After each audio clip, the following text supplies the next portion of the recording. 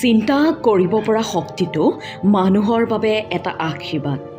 জীৱনৰ বিভিন্ন সময়ত বিভিন্ন কাম কৰোঁতে আমি চিন্তা কৰাৰ দৰকাৰ হয়, কিন্তু কেতিয়াবা এই চিন্তা কৰা কামটো সমস্যাৰ কাৰণ হ'ব পাৰে। আপুনি যদি বেছিকৈ চিন্তা কৰিবলৈ লয়, তেনেহ'লে ই আপোনাৰ বাবে সমস্যাৰ সৃষ্টি কৰিব। বেছিকৈ চিন্তা কৰিলে আপুনি বহু বস্তু হেৰুৱাবও পাৰে। আমাৰ বহুতৰে লগাতকৈ বেছি চিন্তা কৰাৰ অভ্যাস আছে। আমি অদৰকাৰী বহু কথাও চিন্তা কৰি থাকোঁ। কেতিয়াবা আমি এটা কথাৰ বিষয়ে চিন্তা কৰিয়েই থাকোঁ। আমি চিন্তা কৰোঁ, কথাটোৰ বিষয়ে মনতে এনালাইচিছ কৰি থাকোঁ, আৰু ফলত আমি দৰকাৰতকৈ বেছিকৈ চিন্তা কৰোঁ আৰু এনালাইচিছ কৰোঁ। উদাহৰণস্বৰূপে, আমি কোনোবা এজন মানুহক লগ পালে আমি চিন্তা কৰোঁ, আমি কেনেকৈ তেওঁৰ লগত কথা পতা উচিত, কেনেকৈ আমি তেওঁৰ কথাৰ উত্তৰ দিয়া উচিত, তেওঁৰ বডি লেংগুৱেজে কি কৈছে, যদি তেওঁ হাঁহি আছে কিয় হাঁহি আছে ইত্যাদি। তেনে কৰাৰ ফলত আমি বহু বস্তু মন কৰিবলৈ সময়ে নাপাওঁ, কাৰণ আমাৰ মনটো এই এনালাইচিছবোৰ কৰাত ব্যস্ত আছিল। কেনে কথাবোৰ মন কৰিবলৈ আমি সময় নাপাওঁ জানো আহকচোন। 1 নম্বৰ, সেই মানুহজনে কি কৈ আছে আমি সেয়া মন নকৰোঁ।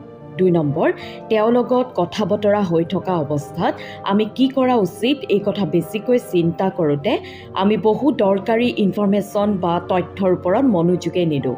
3 নম্বৰ, আমি বৰ্তমান মুহূৰ্তটোত মনোযোগ দিব নোৱাৰাৰ বাবে আমি কথা বতৰা পতাৰ যি আনন্দ সেয়াও লাভ কৰিব নোৱাৰোঁ। 4 নম্বৰ, আমাৰ মনত ষ্ট্ৰেছৰ সৃষ্টি হয়। আমি যদি অনবৰতে কেৱল চিন্তা কৰি থাকোঁ, তেতিয়া সেই মুহূৰ্তটোত হৈ থকা কথা বতৰাত মনোযোগ কেন্দ্ৰীভূত কৰিব নোৱাৰোঁ।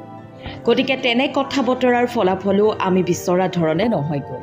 সেই ফলাফলে আমাক আন এটা পাকচক্ৰত পেলাই দিয়ে। সেয়া হ'ল নিজকে দুখ দিয়া। আৰু নিজকে দুখ দিয়া এই প্ৰৱণতা আহে বেছিকৈ কৰা এনালাইচিছৰ পৰা। বেছিকৈ কৰা এনালাইচিছ, বেছিকৈ কৰা চিন্তাৰে আন এটা ৰূপ। সিদ্ধান্ত লওঁতে বেছি সময় লগা। আপুনি যদি চিন্তা বেছিকৈ কৰে, তেনেহ'লে যিকোনো সিদ্ধান্ত লওঁতে আপোনাৰ সময় বেছি লাগিব।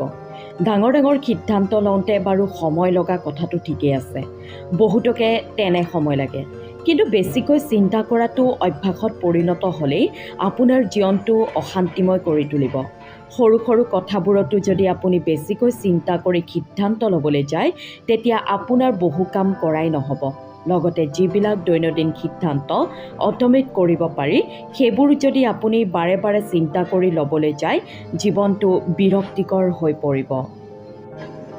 কোনোবা মানুহ এজনক লগ কৰিবলৈ যোৱাৰ আগতে যদি আপুনি বাৰে বাৰে সেই কথাটোকে চিন্তা কৰি থাকে, তেনেহ'লে আপোনাৰ বাকী সকলো কাম থাকি নাযাবনে? আপুনি যদি গা ধোৱাৰ নিচিনা সৰু কথা এটাও চিন্তা কৰিহে ঠিক কৰিব লাগে, তেনেহ'লে এটা সময়ত সেয়া কৰি কৰি আপোনাৰ ভাগৰ নালাগিবনে? লগতে যদি আপোনাৰ মনত আত্মবিশ্বাস কম হৈ থাকে বা আত্মসন্দেহ থাকে, তেতিয়া সৰু সৰু কথাবোৰকে বাৰে বাৰে ভাবি আপুনি নিজৰ মূল্যৱান সময়বোৰ নষ্ট নকৰিবনে? তাৰ পৰা আপোনাৰ কিবা লাভ হ'ব জানো? অলপ সময় চিন্তা কৰক, বা গুৰুত্বপূৰ্ণ সিদ্ধান্ত লওঁতে আপুনি নিশ্চয় চিন্তা কৰিব লাগিব। কিন্তু চিন্তাহে কৰিব লাগে, দুচিন্তা নহয়। আৰু অযথা বেছি চিন্তা কৰি নিজকে পেৰালাইজ কৰি নেপেলাব।